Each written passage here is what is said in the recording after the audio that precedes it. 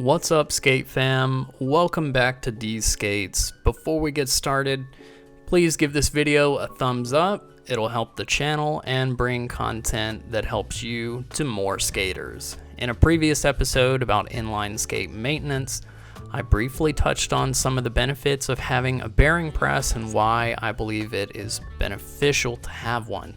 Today, I want to discuss why I believe it's better to have a press than deal with hand tools, and which presses I prefer personally. Over the last few months, many viewers have messaged me to express different opinions on this topic. Some people bought a press after watching that video and reached out to express how happy they were with the decision, while others said they didn't think it was that important.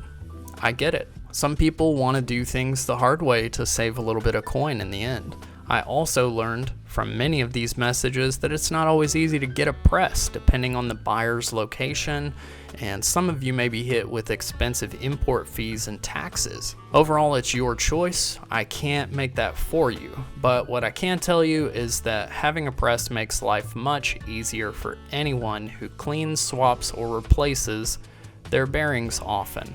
Personally, I grew up in skating rinks that always had bearing presses, and it wasn't until getting into inline skating in high school that I learned about hand tools. Over the years, I've tried a lot of hand tools, and I never liked any of them really. The prying and tapping to get out difficult bearings, combined with the difficulty of getting them back in by hand, is just not something I enjoy. Personally, I want to get the process over with, and no matter what, you can pretty much guarantee that a press will be faster and more efficient. Combine that with the fact that it's virtually impossible to manage any skate wheel that has aluminum hubs without a press, and to me, the bearing press is a must-have item. So which presses do I prefer? Well, I have two.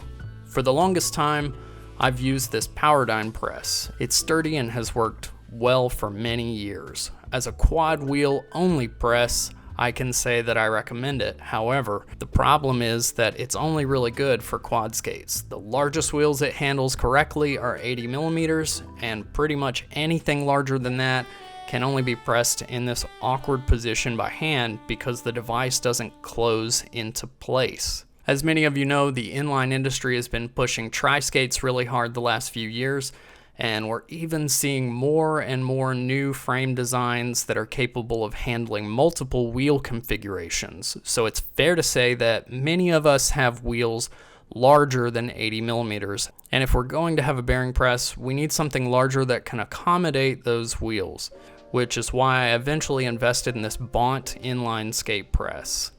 Full disclaimer, I call it an inline skate press because it isn't completely universal like it may appear. It does take quad wheels, but some configurations it doesn't handle very well, like these 62 by 44 millimeter enforcers from Scott Corey. However, it will handle most quad and all inline skate wheels that are 125 millimeters in diameter or smaller.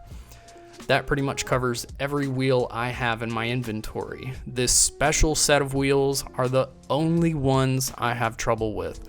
I think it's partially due to the width of the tire and the position the hub sits inside it. I know that if you're looking to buy a press, you probably aren't interested in purchasing more than one, and that's understandable. So let me just make a few points here. One, you should always get a press that has wings at the base for mounting to a table or workbench. Even if you never mount it, the width will add control for ease of use. It should be thick and made of a sturdy metal. I used this Sure Grip press before, and I bent it the first time I encountered a stubborn bearing. It's an okay press, but you have to bolt it down to keep that from ever happening. I can't recommend it because it costs the same as other presses that, in my opinion, are much better. 3, you need the pulling tool to be the right shape, and the Bont press really nailed that. The tool on my Powerdyne press does its job, but because of the shape, it rounds itself off if it slips while pulling. Over time, you'll get this slanted shape to it, and it'll be harder for you to use for pulling bearings. The Bont tool is honestly the best that I've seen so far. It has a round shape which also follows the shape of the bearing and wheel, and the end piece is tapered, which helps position it in place even if a spacer is in the way. I can feel it gripping the bearing while I pull, and I don't have to use as much force to keep things in place with this tool. 4. As I've said, the more universal a single press is, the better. Because roller and inline skating is so diverse, it's virtually impossible to find a consumer-grade press that will fit every single wheel that you could ever find.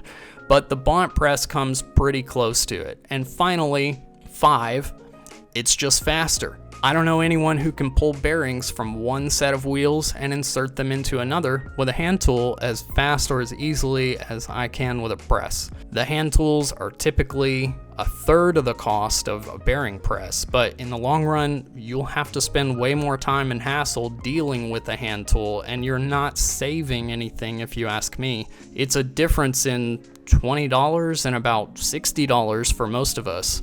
For anyone who plans to skate many years, a press will provide valued ease of use and many hours of saved time. If you have a closet like mine with a collection of skates and parts in it, I don't even know why you wouldn't have a press already, but you should definitely get one if you don't. To be clear, this isn't a review of any specific press, but I feel it's fair to mention that a thing I don't care for about the Bont press, and it's really a small issue, is that the axle piece does not have a support on the back that allows it to stand up like the others do. The only way to keep it from falling when you are stacking the parts on it is to either hold it in place the whole time, which requires you to use both hands, or tighten the bolt down. But be warned that tightening the bolt stiffens the action and can make it very difficult to raise and lower. Overall, I think it's clear I value my time and want more time spent with my feet in my skates rather than working on my skates. If you liked this video and you got some value from it, please give it a thumbs up and make sure you're subscribed to the channel. Also, don't forget to click the bell icon and turn the notifications on so you see every episode as it goes up. Thanks for joining me today, and I'll see you the next time I lace up.